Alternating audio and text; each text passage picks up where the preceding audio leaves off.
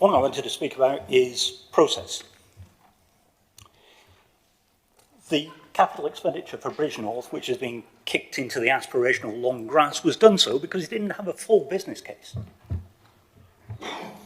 We've already spent £17 million on this project without a full business case and propose to spend a further £17 million.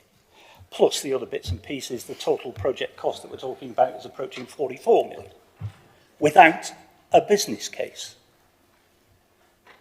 The reason you put a business case in your process is a simple control check to ensure that the project delivers what it's supposed to deliver.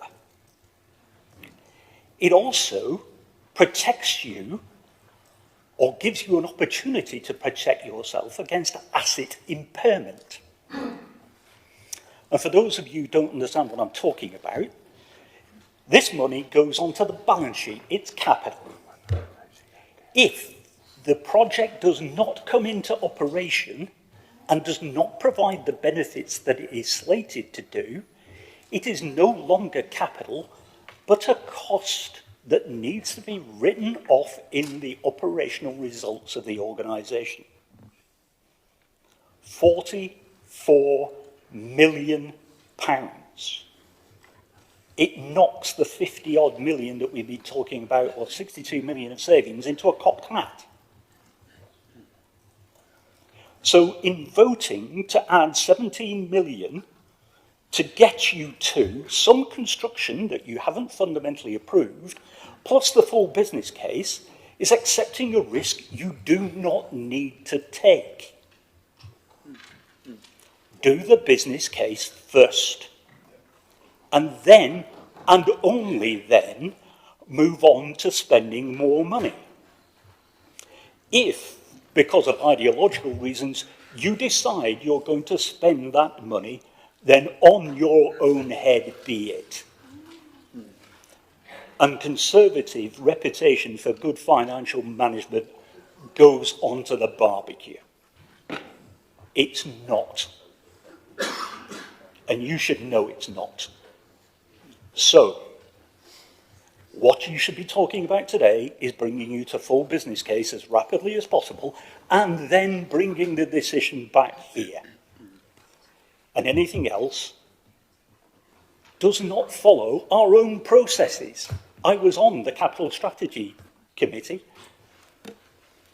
The process was supposed to be that it gets through cycles of approval, and it goes to a business case, and then it gets approved. We do one thing and say another here.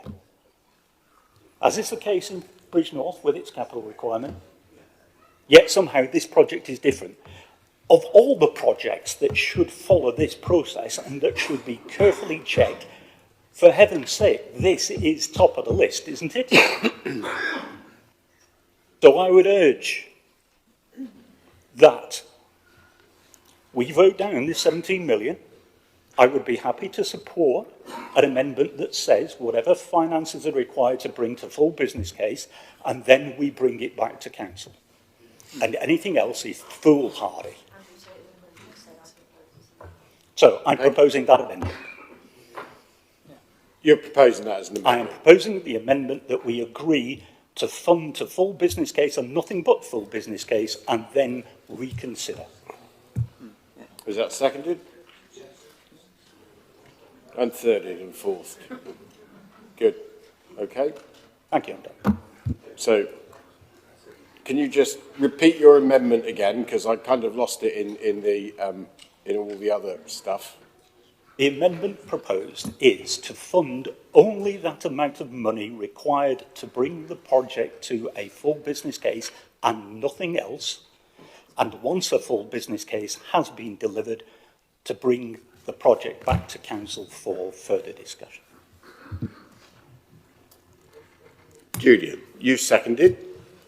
Are you speaking now, or do you reserve the right? I'll speak now. Thank you very much, and thank you very much for making that absolutely clear. I hope we're now all clear about this story, which is that this proposal is for spending a load of money which you don't need to spend at the moment, and it's hugely risky. If you look at the table on page 432 or page 6, however you want to read the numbers, You've got the full business case, FBC production is got 165,000 plus a contingency. We know that in order to get to the full business case, you probably also need to do a couple of the pre-commencement conditions. You have to do the borehole investigation because, frankly, you don't actually know what the scheme's going to look like until you've done that. That was the Environment Agency's point. So, yes, you probably need to do the test pile, the borehole installation monitoring. I've got no idea what Basin 8 infiltration testing is, but you might need to do that as well. But most of this stuff, especially the utilities diversion and all that stuff, is completely unnecessary to get to the full business case. In fact, it says as much. It says as much in point 518 above. But it makes the point in point 518 that you have turned around the project timeline that you had in your outline business case. So that's the process we need to follow. Yes, you know, I don't like it, but I can accept democratically you have absolutely every right to get to the full business case.